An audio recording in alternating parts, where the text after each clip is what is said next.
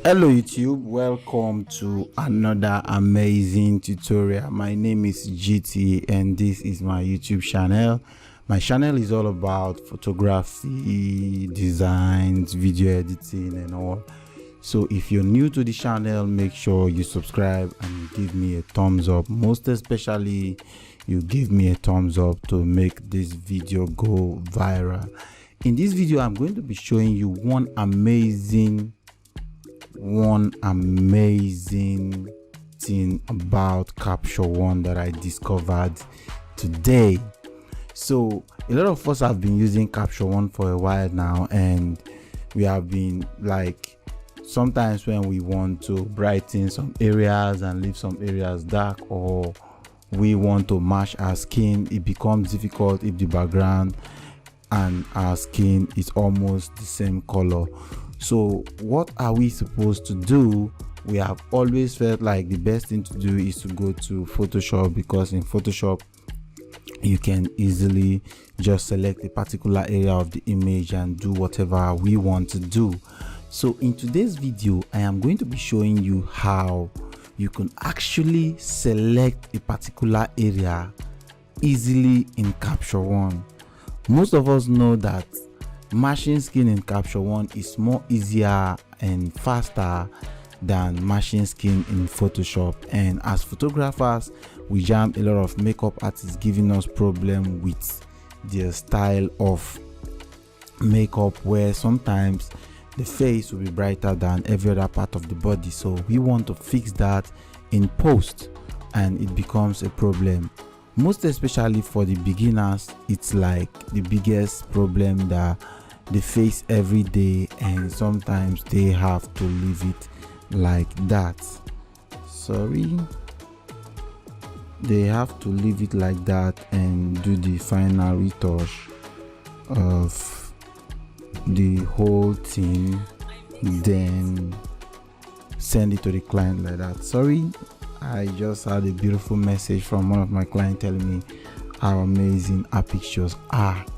So to do that, one of the things you want to do is let's brighten our image first. Let's give our image the look that we want it to get. For those of you that are using Nikon D750, you already understand that it's always okay. It's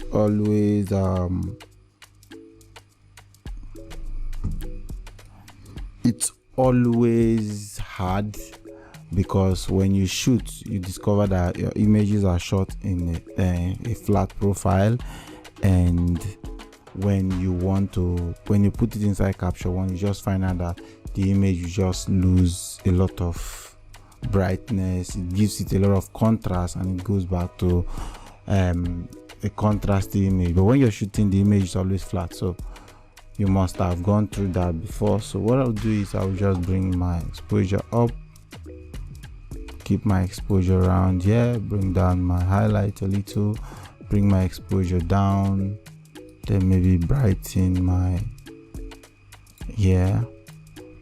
then give this a 5, a 4, then also bring this in a little. So this is our before and these are after, and let me go reduce the magenta in the image that I will do from here. So now the image is looking more on the green side, yellowish green. So this video is basically for us trying to just make sure the image is easy for us to select. So what I'm going to do now, I'm going to create a new layout, an empty layout. So normally what we do is we take our brush and we start painting the area where we want to mask. If this is happening to you, then just know that the way to fix it is to be painting downward.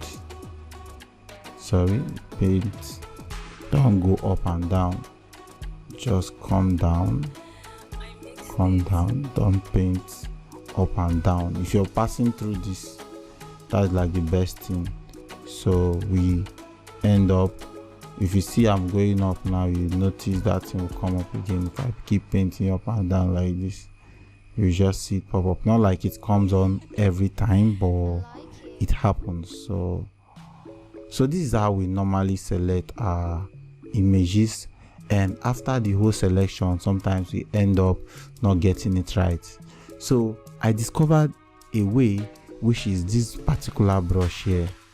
So let me clear this, let me clear that mask. And with this particular brush, you see what it does. It's a magic select brush. Quickly mask and select the area or similar color on your photo to edit on an adjustment layer. There's actually a video for it to watch, but we are not going to watch the video because I'm actually going to show you how to do it. So I am going to just select from here to this area, then I'm going to leave it. It's going to run a loading. After calculating, when I try touching, you see that it has selected a lot of areas. Then I'll just add to my selection. You see that when I do that, it selects more areas. So the more I select colors that are similar, you will see it just go through the image and pick those areas. As you can see, it's doing a very nice job leaving my background alone. So sorry, that went too far, so I'll just do that again. I'm touching my body, I'm touching the body. So you see, so try and make sure when you're painting you avoid areas that you don't want it to select. So when you do this now, you could actually come adjust just those areas. Let me say I'll put this on the way it was.